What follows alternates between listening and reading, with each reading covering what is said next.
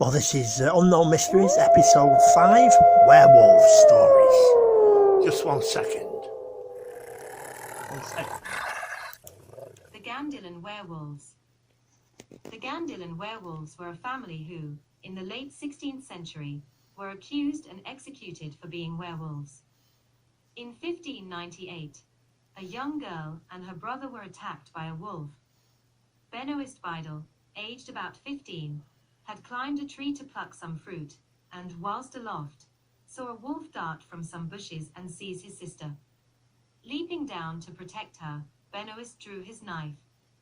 The wolf rushed at him and drove the knife into his neck with a savage blow of the paw. Fortunately, a crowd had heard the commotion and chased the wolf away. The girl died at the scene, and Benoist was taken back to his father's cabin, where he died of his injuries a few days later. Before he died, Benoist claimed that the wolf that attacked him had hands, like a man, covered with hair. The wolf had been maimed by the crowd, and so suspicion fell upon 1 second. one Perinet Gandillan, who exhibited a wound in precisely the same place as the wolf had been injured.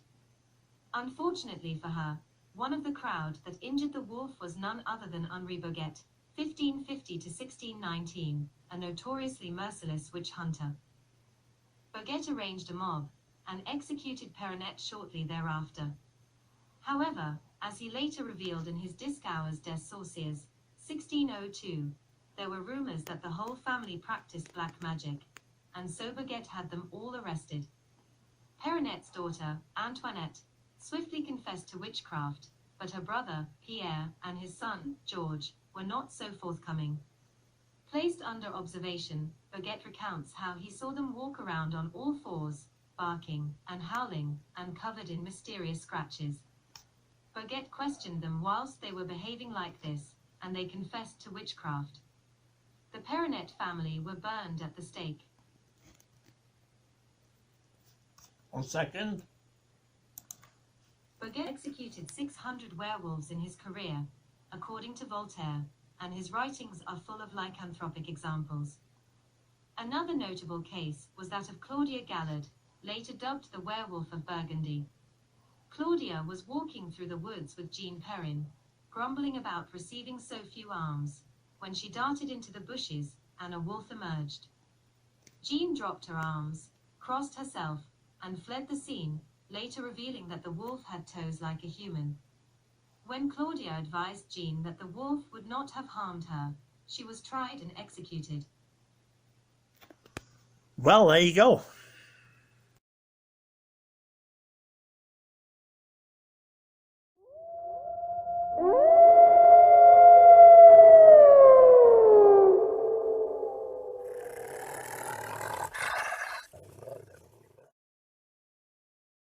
Right, here is story 2. Just 1 second. The Wolf of Anspach.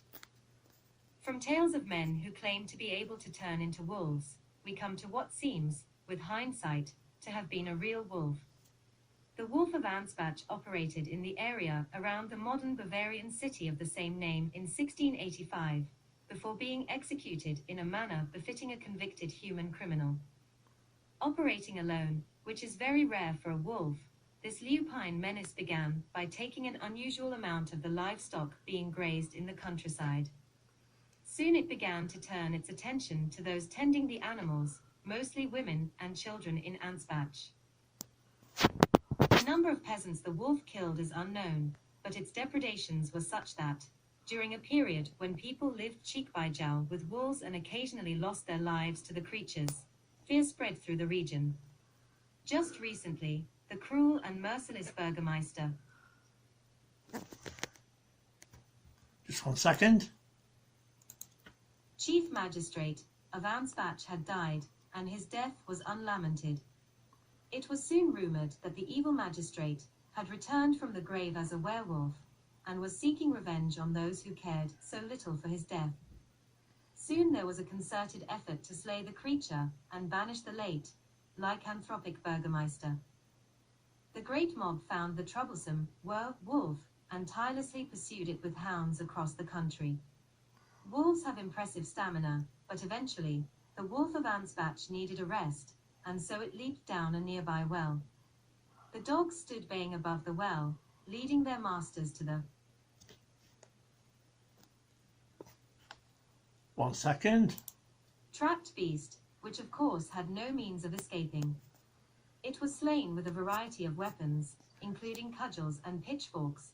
Every angry peasant mob needs the latter. Surprisingly, though, the wolf did not resume its human form upon being beaten, which ran contrary to accepted werewolf lore, and remained lupine. Either from embarrassment, or unwavering faith in the true nature of the animal, the wolf was then treated as if it were human. Triumphantly parading the corpse through Ansbach, the mob first cut off the beast's muzzle, and dressed it in human clothing. A wig was placed on its head, and a beard upon its chin, and so it came to resemble the deceased burgomaster. Finally, though fortunately dead, Wolf was hung from a gibbet for all to see, a common practice for human criminals whose bodies served as a warning to would-be wrongdoers, or werewolves in this case. Well, there you go. That's the last story of werewolves in this episode. Look out for episode 6 coming soon.